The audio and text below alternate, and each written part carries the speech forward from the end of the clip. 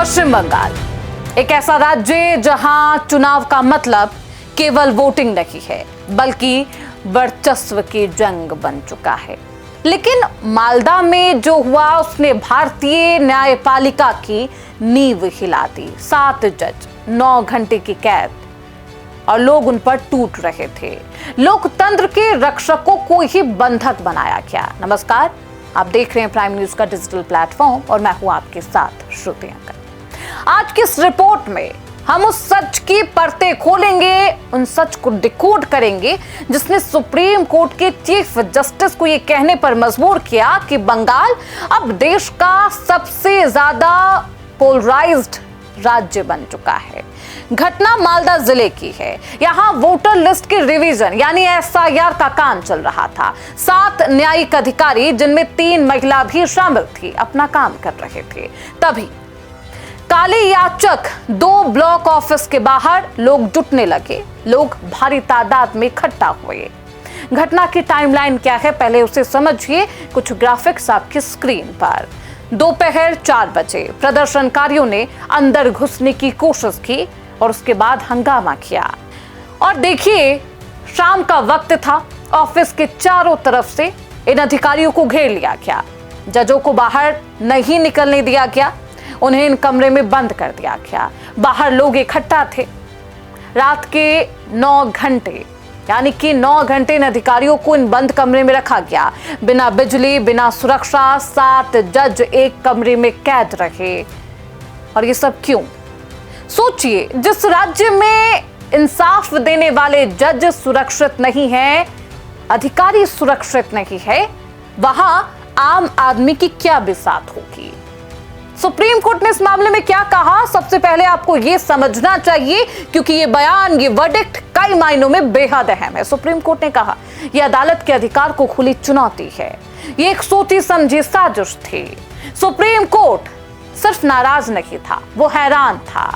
Court ने पूछा कि जब जजों को बंधक बनाया गया तो राज्य का पुलिस प्रशासन कहां था, टीम कहां थी, क्या कर रही थी। सुप्रीम कोर्ट बेहद सख्त है। कोर्ट ने अखबार की रिपोर्ट का स्वतः संज्ञान लिया।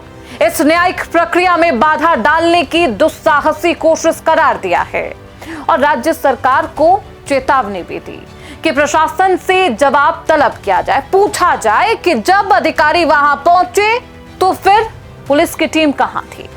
कोर्ट ने एक और बात कही, बेहद दिलचस्प है, आपको समझना चाहिए। बंगाल में होने वाले चुनावों में हिंसा की आशंका को देखते हुए चुनाव आयोग ने अब इस मामले की जो जांच है वो नेशनल इन्वेस्टिगेशन एजेंसी एनआईए को सौंप दी गई। यानी अब ये मामला सिर्फ स्थानीय पुलिस तक नहीं सिमटा है बल्कि नेशनल सिक्योरिटी, आतंकी साजिश के एंगल से भी देखा जा सकता। मालदा की इस खौफनाक घटना के पीछे जिस व्यक्ति का नाम सबसे ऊपर आया वो है असदुल्ला बिस्वास।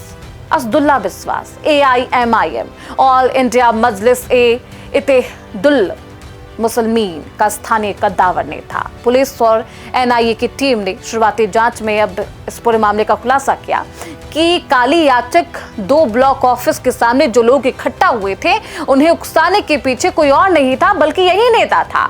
आरोप है कि वोटर लिस्ट रिवीजन एसआईआर के दौरान अपनी राजनीतिक जमीन खिसकती देख, परेशान होता देख उसे लगा कि कहीं वोट बैंक में सेंधमारी ना हो जाए, इसलिए उसने लोगों को इकट्ठा किया, उन पर दबाव बनाया। फिलहाल उसे गिरफ्तार कर लिया गया। एनआईए अब उसके अंतरराष्ट्रीय कनेक्शनों की भी जांच कर रही है। कई लोगों को इस पूरे मामले में गिरफ्तार किया गया। करीबन 19 से ज्यादा लोगों को इस पूरे मामले में, मालदा हिंसा मामले में गिरफ्तारी की गई। उनसे पूछताछ की जा रही है। एक लंबी फहरिस्त है। लेकिन एक तरफ मालदा हिंसा और मालदा जल रहा था, दूसरी तरफ दिल्ली, बेंगलोर, हैदराबाद में ईडी की टीमें एक्टिव है। चुनाव एक तरफ और ईडी का एक्शन एक तरफ। आईपैक वही कंपनी जो ममता बनर्जी के लिए चुनावी मैनेजमेंट का काम करती है। इस कंपनी का काम है कि किस तरीके से ममता बनर्जी को सत्ता में बनाए रखा जाए।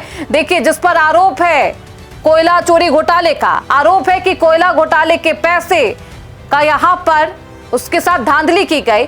2742 करोड़ रुपए और इसका इस्तेमाल मनी लॉन्ड्रिंग के जरिए राजनीतिक प्रबंधन में किया गया, मैनेजमेंट में किया गया, जिसे लेकर आईपैक के डायरेक्टर ऋषिराज सिंह के ठिकानों पर दबिश दी गई। आपको याद होगा ममता बनर्जी के हाथों में वो ब्लू फाइल जब ईडी एक्शन करने आती है और वो ब्लू फाइल की जो तस्वीरें हैं वो वायरल हो जाती है।